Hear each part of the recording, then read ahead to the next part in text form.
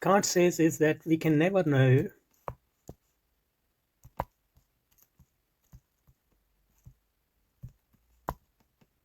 reality in itself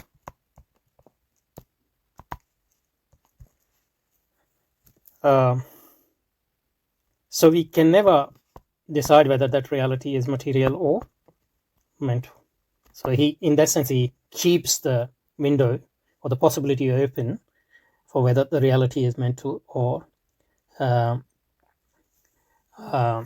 mental or material or any other. But he also shuts the door for any speculation about the nature of reality, apart from the objective reality which we uh, perceive through our senses and the input of our mind. So we can't claim, although there's a possibility that the reality in itself can be monist as well as dualist, etc. We can never know that. And as far as our existence is concerned, we have to content with the fact that there's a reality apart from us, and that reality acts on our senses, and we have information. So in that sense, reality exists. But since this information is unorganized, our mind has to organize that, and that makes it impossible that we would ever know in our current situation reality as in itself. Okay, so he bridges the gulf between matter and mind in a way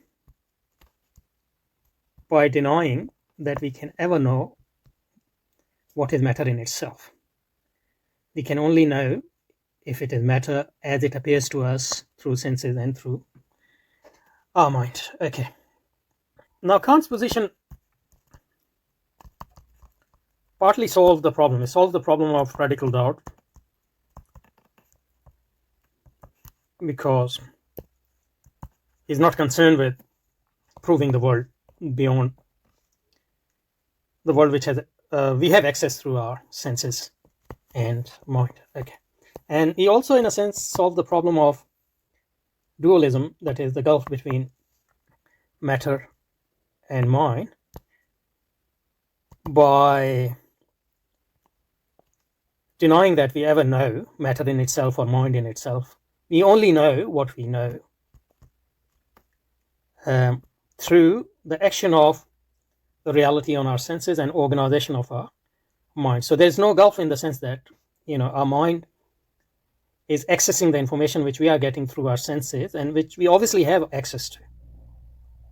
So there's no gulf in there between. But he bridges this gulf only by creating another gulf there between objective reality, and that's the reality we know, and reality in itself.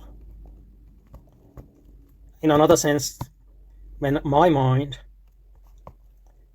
knows this tree, so this is my mind and this is the tree, and they are fine, we have information about tree and my mind organizes, we have knowledge about that tree, and this is called objective reality. But I cannot know what tree in itself is, and I cannot know what mind in itself is. So even though I have bridged the gulf between mind and tree, I have created another gulf, which is the gulf between objective reality and reality in itself, or things as they appear to me or us, and things in themselves. That was Hegel's objection. So Hegel said that Kant has solved the problem of dualism and the problem of external world only by creating the same problem at a higher level. And he also said that it is a totally unsatisfying solution because as human beings we have curiosity and search for truth as our nature, so we can never actually heed to Kant's advice that we shouldn't worry about reality in itself. So that's why he developed his own objective idealism in a way, in which he thought that we are able to solve all those problems as Kant tried to do, but also know the reality itself in itself. So we know, we are able to know not just objective reality, but real reality, or reality in itself, or truth. So Hegel thought that he had his cake and he could eat as well. So we'll see about that. But we already have gone too long, unfortunately. So we would have to wait for Hegel position